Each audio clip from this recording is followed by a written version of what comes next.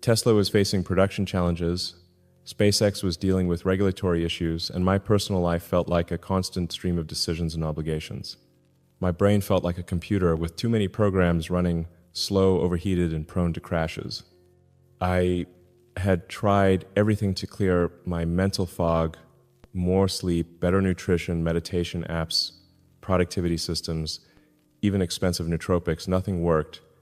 If anything, I felt more scattered and less capable of the deep thinking that my work requires. Then I did something that seemed counterintuitive. I stopped eating for 24 hours. What happened during and after that fast fundamentally changed how I think about the relationship between my body and my brain and my ability to function at my highest level. Today I want to share why a simple 24-hour fast became one of the most powerful mental tools I've ever discovered, and how it might help you break through whatever mental barriers you're facing. The decision to fast. The idea came from an unexpected source. I was reading about the history of human cognition and came across research showing that some of humanity's greatest intellectual and spiritual breakthroughs happened during periods of food scarcity. Philosophers, scientists, and religious leaders throughout history often did their best thinking while fasting. This made evolutionary sense. When food was scarce, our ancestors needed maximum mental clarity to find resources and make survival decisions. The brain couldn't afford to be sluggish when life depended on sharp thinking and quick problem solving. Modern life, with its constant availability of food, might be keeping our brains in a comfortable but suboptimal state. We're never hungry enough to trigger the mental sharpness that fasting can provide. I decided to test this theory on myself, not as a weight loss strategy or a health fad, but as a cognitive experiment. Could deliberately creating a state of controlled hunger enhance my mental performance? Hour 1 to 6. The resistance. I started my fast on a Friday evening, after dinner, planning to eat again Saturday evening. The first few hours were surprisingly difficult, not because of physical hunger, but because of psychological resistance. My brain kept trying to convince me that I needed food to think clearly. Every time I walked past the kitchen, I felt an almost compulsive urge to grab something to eat. Not because I was hungry, but because eating had become an automatic response to any kind of mental work. I realized how much of my eating was habitual rather than necessary. I would snack while reading emails, grab something from the fridge while thinking through problems, eat during meetings more out of routine than hunger. Food had become a mental crutch that I didn't even realize I was using. By hour 6, I noticed something interesting. The mental chatter about food was taking up significant cognitive bandwidth. Part of my brain was constantly monitoring my hunger levels, planning the next meal, or thinking about what I wanted to eat. When I committed to not eating for 24 hours, that mental energy became available for other things. Hour 7 to 12, the clarity begins. Around hour 7, something shifted. The constant background noise in my head, the mental chatter about tasks, worries, and random thoughts began to quiet down. It was as if someone had turned down the volume on mental radio static that I hadn't even realized was playing. I started to feel more present and focused than I had in months. When I sat down to work on a technical problem, I could hold complex concepts in my mind with unusual clarity. Ideas that had been fuzzy became sharp. Connections that I had been struggling to make suddenly seemed obvious. This wasn't the jittery focus that comes from caffeine or stimulants. It was a calm, sustained attention that felt natural and effortless. I could think through multi-step problems without losing track of the earlier steps. I could hold competing ideas in mind simultaneously without feeling confused or overwhelmed. The most surprising part was that I wasn't thinking about food anymore. The initial resistance had passed, and my body seemed to have accepted that no food was coming. Instead of fighting the fast, I was beginning to appreciate the mental space it was creating. Hour 13 to 18, deep work state. By the middle of my fast, I entered what I can only describe as a deep work state that I rarely achieve under normal circumstances. Time seemed to slow down. my attention span extended dramatically. I could work on complex problems for hours without feeling mentally fatigued. I spent this time working on some engineering challenges that had been frustrating me for weeks. Solutions that had been elusive suddenly became clear. I could see patterns and relationships that had been invisible when my mind was cluttered with the constant input of food, snacks, and the mental overhead of digestive processes. It was during this period that I understood why so many religious and philosophical traditions include fasting as a spiritual practice. It's not about deprivation or punishment. It's about creating mental conditions that allow for deeper insight and clearer thinking. I also noticed that my relationship with problems had changed. Instead of feeling stressed or overwhelmed by challenges, I felt curious and engaged. It was as if fasting had reset my emotional relationship with difficulty, making problems feel like puzzles to solve rather than threats to survive. Hour 19 to 24, the breakthrough.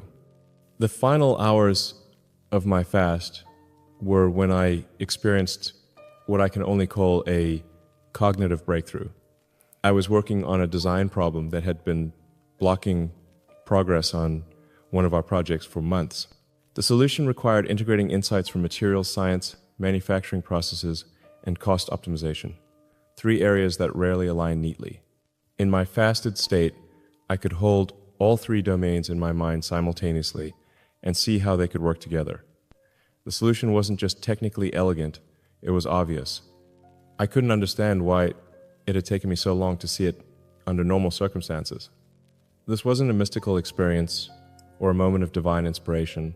It was simply my brain working at a level of integration and clarity that felt extraordinary compared to my usual mental state. All the information had been available before, but my mind hadn't been clear enough to synthesize it effectively.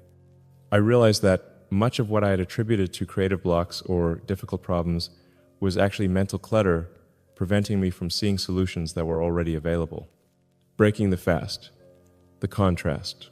When I finally ate again after 24 hours, the contrast was startling. Within an hour of my first meal, I could feel my mental clarity diminishing. The sharp focus became softer. The ability to hold complex ideas simultaneously became more difficult. The deep calm was replaced by the familiar mental background noise. It wasn't that I felt bad after eating, I felt normal, but normal suddenly seemed suboptimal compared to the mental state I had experienced while fasting. This convinced me that periodic fasting wasn't just about physical health or weight management. It was about periodically returning my brain to a state of optimal function that constant eating prevents. The science behind the experience. After my first successful 24-hour fast, I researched the neuroscience behind what I had experienced. The evidence supporting fasting's cognitive benefits is compelling. When you fast, your brain shifts from glucose metabolism to ketone metabolism. Ketones are a cleaner, more efficient fuel for brain cells. They produce fewer metabolic byproducts and may enhance the production of brain-derived neurotrophic factor, BDNF, which supports the growth and maintenance of neurons. Fasting also triggers autophagy, a cellular cleanup process that removes damaged proteins and organelles. In the brain, this may improve communication between neurons and enhance overall cognitive function. Additionally, fasting increases the production of norepinephrine, a neurotransmitter that enhances focus and attention. It also promotes the release of human growth hormone, which has neuroprotective effects. But the science, while interesting, doesn't fully capture the subjective experience of mental clarity that fasting provides. It's something that has to be experienced to be understood, making it a practice. Based on that first experience, I began incorporating 24-hour fasts into my routine once or twice per month, not as a diet strategy, but as a cognitive tool for tackling my most challenging mental work. I learned to time my fasts strategically. When I have a particularly complex problem to solve, a major decision to make, or a creative project that requires deep thinking, I'll often do a 24-hour fast to optimize my mental state for that work. The results have been consistently impressive. Some of my best business decisions, most creative solutions, and clearest strategic insights have emerged during or immediately after fasting periods.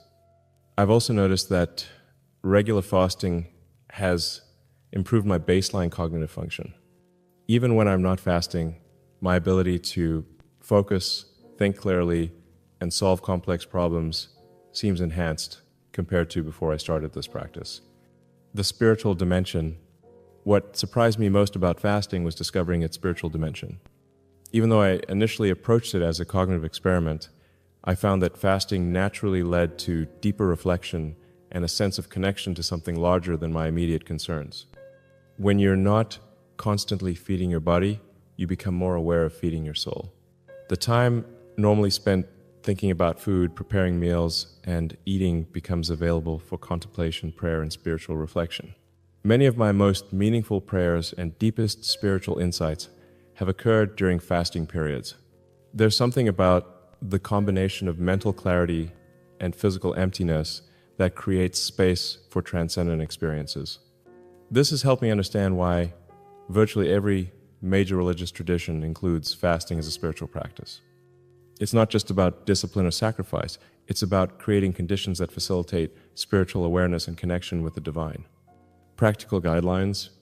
If you're interested in trying a 24-hour fast for cognitive benefits, here are some guidelines based on my experience. Start gradually. If you've never fasted before, try a 12 to 16 HR fast first to see how your body responds. Work up to 24 hours over several attempts. Choose your timing carefully. I prefer to start after dinner and break my fast with dinner the next day.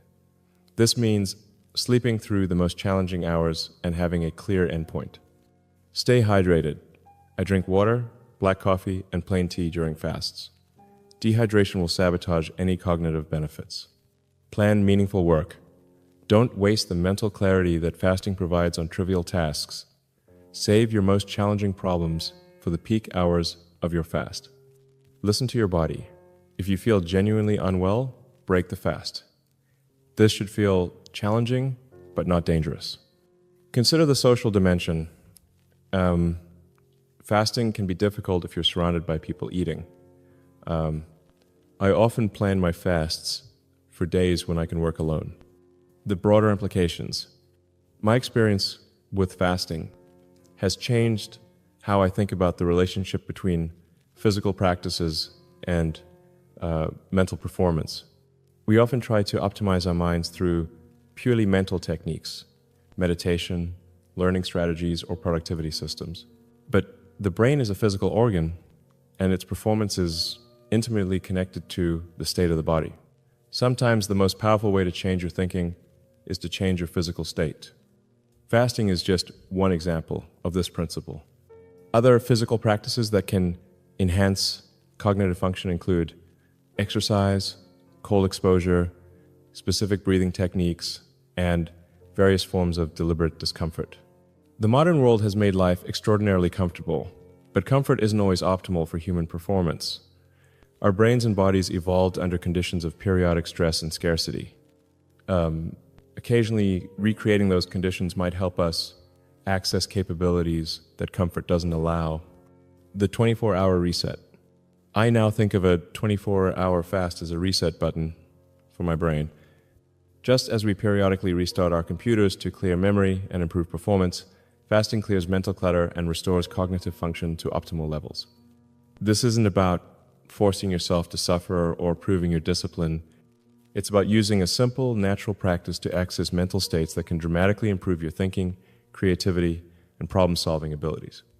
The fast that reset my brain also reset my understanding of what's possible when we temporarily step away from the constant consumption that characterizes modern life. Sometimes the best way to feed your mind is to stop feeding your body. In a world full of mental noise, distraction, and cognitive overload, a 24-hour fast might be one of the simplest and most powerful tools available for anyone seeking clarity, focus, and breakthrough thinking. The questions it raises. My experience with fasting has raised broader questions about how modern life affects our cognitive capabilities. Are we eating too frequently for optimal brain function? Is constant comfort preventing us from accessing our full mental potential? What other ancient practices might enhance modern performance?